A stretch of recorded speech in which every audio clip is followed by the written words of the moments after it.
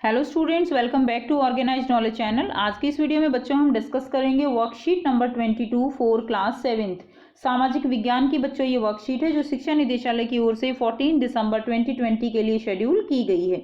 आज की वर्कशीट में बच्चों हम पढ़ेंगे मुगल साम्राज्य के बारे में। सो बच्चों जो मुगल साम्राज्य है वो जो है उसके संस्थापक कौन थे? प्रथम मुगल शासक थे बाबर। तो मुगल साम्राज्य के संस्थापक कौन है? मुगल साम्राज्य के संस्थापक हैं बाबर। ठीक है। और बाबर जो है उनका साम्राज्य 1526 में शुरू हुआ और 1530 तक उनका शासन जो है मुगल शासक जो है शासन चला।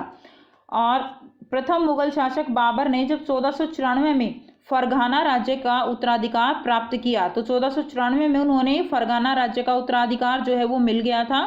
तो उनकी उम्र जो है कितनी थी? केवल 12 वर्ष उनकी उम्र थी। यानी 12 वर्ष की उम्र में ही बाबर को फरगाना राज्य का उत्तराधिकार मिल गया था। मंगोलों की दूसरी शाखा उज़्बेकों के आक्रमण के कारण उसे अपनी पैतृक गद्दी जो है वो छोड़नी पड़ी। उसके बाद जो है बेटा मंगोल जो है उनकी दूसरी शाखा थी जिनको क्या कहा जाता था? उज़्बेक। उन्होंने क्या किया? उन्होंने आक्रमण कर दिया और इसके कारण उन्हें जो फरगाना राज्य था उसका जो है उत्तराधिकार उनको जो है गंवाना पड़ा और उन्हें अपनी गद्दी पैतृक गद्दी जो है वो छोड़नी पड़ी। उसके बाद क्या हुआ? अनेक वर्षों तक भटकने के बाद उसने 1504 में काबुल पर कब्जा कर लिया। तो क्या हुआ? अनेक वर्षों तक वो जो है भटकते रहे और उसके बाद 1504 में काबुल पर उन्होंने कब्जा कर लिया। और यहाँ पर उन्होंने केवल बेटा 22 साल की उम्र में ही उन्होंने क्या किया? काबुल पर कब्जा कर लिया और अफगानिस्तान पर जो है उन्होंने 22 साल में का जो है अधिकार कर अफगानिस्तान में अपना राज्य जो है उन्होंने कायम कर लिया था। उसने 1526 में दिल्ली के सुल्तान इब्राहिम लोधी को जो है पानीपत में हराया।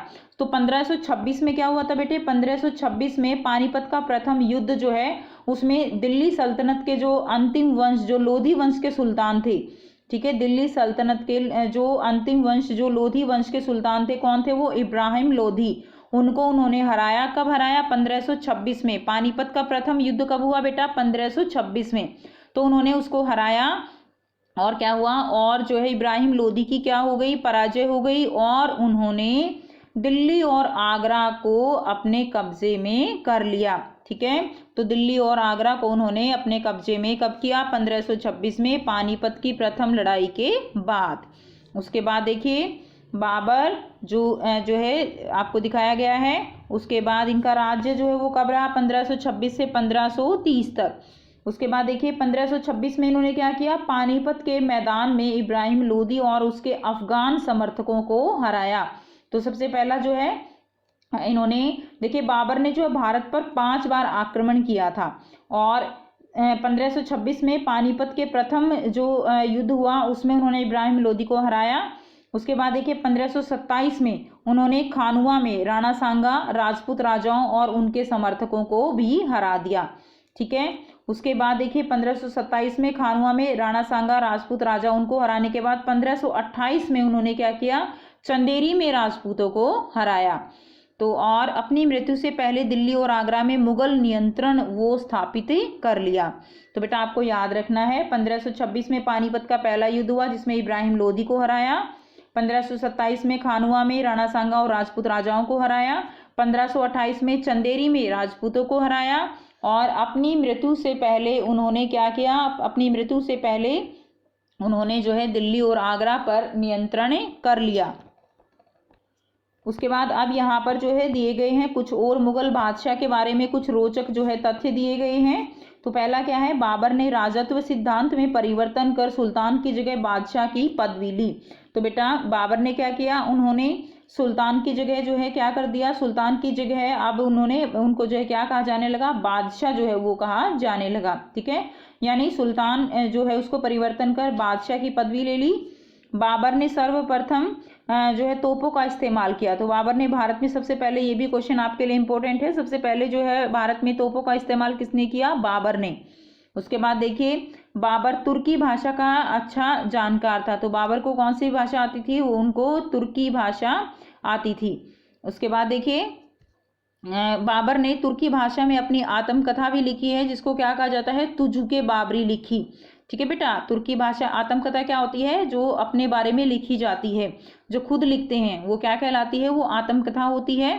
और वो उन्होंने लिखी तुर्की भाषा में, जिसको क्या कहा जाता है? जिसको तुजुके बाबरी उन्होंने लिखी।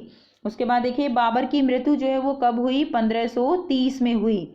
ठीक है, जो बाबर की मृत्यु कब हुई? बाबर की मृत्यु हुई 1530 में। उसके बाद देखिए यहाँ पर कुछ प्रश्न दिए गए हैं, और बेटा ये वर्कशीट आपकी जो है काफ़ी इजी वर्कशीट है, और इसके प्रश्न भी काफ़ी इजी हैं। तो पहला प्रश्न क्या है? प्रथम मुगल शासक कौन थे? तो बेटा प्रथम मुगल शासक कौन थे? प्रथम मुगल शासक बाबर। ठीक है, ये संस्थापक थे। तो प्रथम मुगल शासक बाबर 1526 से 1530, ये लिखेंगे आप थे। प्रथम मुगल शासक बाबर थे। तो ये आपका प्रश्न 1 का उत्तर हो जाएगा। नेक्स्ट देखिए, नेक्स्ट है प्रश्न 2, बाबर की आत्मकथा का नाम बताइए। तो बाबर की जो आत्मकथा थी उसका क्या नाम था? तो यहाँ से हमने पढ़ा बाबर ने तुर्की भाषा में अपनी आत्मकथा तुजुके बाबरी लिखी। तो बेटा जो है इसका नाम क्या हो जाएगा? तुजुके बाबरी। ये जो है आत्मकथा हो जाएगी। ये आपका क्वेश्चन नंबर 2 का उत्तर हो जाएगा, तुजुके बाबरी। तो ये आप इसमें लिख दीजिए। प्रश्न 3 है, किसी एक सुल्तान शासक का नाम बताइए। तो बेटा एक सुल्तान शासक का नाम बताना है, तो उनका नाम क्या था? इब्राहिम लोधी।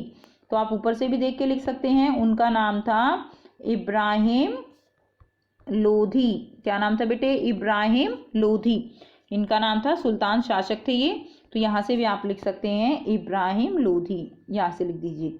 ये जो है आपका प्रश्न 3 का उत्तर हो जाएगा। तो ये थी बच्चों आपकी आज की वर्कशीट। आई होप बेटा आपको ये वर्कशीट क्लियर है। कोई भी डाउट है कमेंट सेक्शन में कमेंट करके पूछ सकते हो। वीडियो अच्छी लगी तो लाइक शेयर जरूर कर दीजिए, चैनल को सब्सक्राइब भी कर लीजिए और बेल आइकन भी प्रेस कर लीजिए, ताकि आप बच्चों को हर वीडियो की नोटिफिकेशन मिलती रहे। So thanks for watching, have a nice day.